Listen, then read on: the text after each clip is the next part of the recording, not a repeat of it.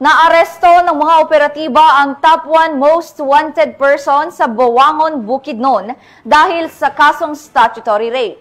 Ibabalita yan ng RP Kadute. Buangon arestado sa kasong statutory rape. Matagumpay na inaresto ng mga otoridad ang tinaguriang top 1 most wanted person municipal level sa isinagawang service of warrant of arrest bandang 1:00 ng hapon, Disyembre 4, 2025.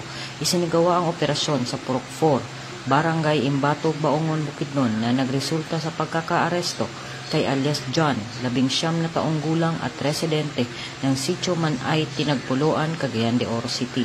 Ang matagumpay na operasyon ay isinagawa ng chopper team ng Buangon Municipal Police Station sa pamumuno ni Police Lieutenant Teogracias Gulayan sa pakikipag-ugnayan sa Bukidnon Provincial Intelligence Unit, Bukidnon PIT at RIU-10. Nahaharap ang suspect sa kasong statutory rape na may kaugnayan sa RA 7610.